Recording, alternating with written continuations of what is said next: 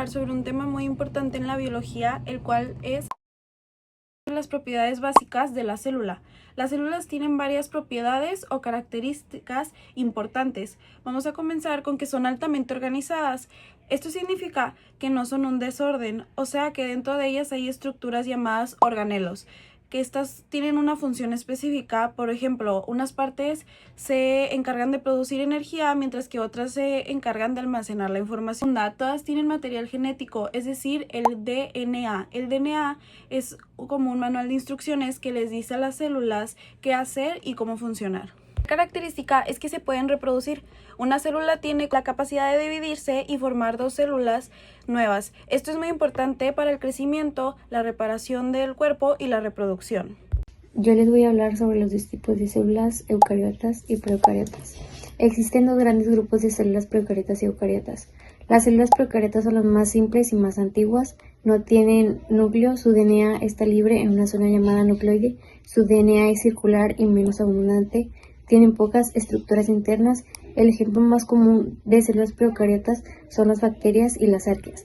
Algunas viven en condiciones extremas como lugares con mucha sal, temperaturas muy altas o ácidos. Las células eucariotas son más complejas y grandes. Tienen núcleo donde guardan el DNA, poseen muchos organelos con funciones específicas como mitocondrias, aparato de Golgi, etc. Están presentes en animales, plantas, hongos y protistas. Una diferencia importante es que las procariotas no tienen núcleo, las eucariotas sí tienen.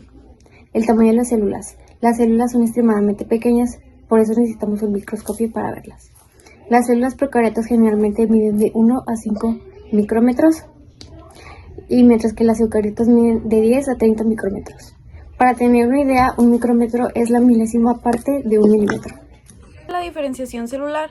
En organismos formados por muchas células, como los seres humanos, las células no son todas iguales. A esto se le llamará diferenciación celular. Cada tipo de célula se especializa en una función, como por ejemplo, las células musculares permiten el movimiento, las células nerviosas transmiten la información y las células de la piel protegen al cuerpo. Hola, mi nombre es Fátima y yo les voy a estar hablando sobre los organelos membranosos, que estos básicamente son las partes de la célula que están formadas por una o más membranas, y esas membranas sirven como una especie de barrera que separa el interior del organelo del resto de la célula, y gracias a eso cada organelo puede hacer su función sin interferir con las demás. Algunos ejemplos de organelos membranosos son el núcleo, que es como el centro de control de la célula donde está el ADN.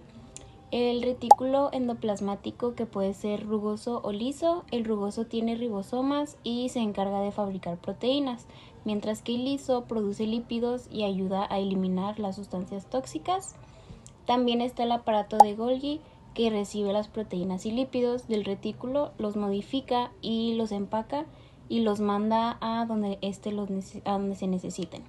Las mitocondrias, que son como las plantas de energía de la célula, porque producen la energía que necesita para funcionar. También están los lisosomas, que se encargan de digerir y eliminar los desechos o partes viejas de la célula. Y también las vacuolas, que almacenan agua, nutrientes o desechos dependiendo del tipo de célula. Los organelos membranosos son súper importantes, ya que permiten que la célula tenga diferentes áreas de trabajo y cada uno con su función específica, y gracias a esto la célula puede mantenerse organizada y que funcionen correctamente. La mitosis es el proceso en el que una célula se divide para formar dos células hijas idénticas. En este proceso hay varias etapas muy importantes. Primero está la profase. Aquí los cromosomas se condensan y se preparan para dividirse.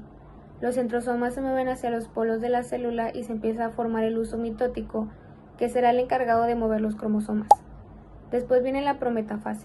En esta etapa, la envoltura del núcleo se desintegra y los microtúbulos del huso se conectan con los cromosomas. Luego sigue la metafase, donde los cromosomas se alinean en el centro de la célula, formando lo que se le conoce como la placa metafásica. En el anafase, los cromatídees hermanas se separan y se mueven hacia los lados opuestos, asegurando que cada célula reciba la misma información genética. Más adelante está la telofase, cuando los cromosomas llegan a los polos y se forman dos nuevos núcleos. Y para terminar, ocurre la citocinesis, que es cuando el citoplasma se divide. En las células animales se forma un anillo contráctil que las separa, mientras que en las células vegetales se forma una placa celular entre las dos células nuevas. Al final el resultado son células iguales a la original, manteniendo la estabilidad genética del organismo. En la fase 3, uno de los temas que vimos fue el ciclo celular, que es esencial para el crecimiento y la reproducción de las células. Aquí básicamente es la serie de pasos que sigue una célula para crecer, duplicar su ADN y pues dividirse en dos células hijas. Podemos decir que es como una rutina que todas las células siguen para mantenerse vivas y para reproducirse. El ciclo celular tiene dos etapas, la interfase y la mitótica. En la interfase, la célula crece, duplica su ADN y se prepara para dividirse. En la mitosis es donde el núcleo se divide en 4 fases, que es la profase, metafase, anafase y telofase. Y luego finalmente ocurre la citocinesis, que es cuando el citoplasma se separa y se forman dos células iguales. Este proceso es fundamental porque permite el crecimiento, la reparación de tejidos y el reemplazo de células muertas. En resumen, el ciclo celular es lo que mantiene viva y en constante renovación a toda forma de vida.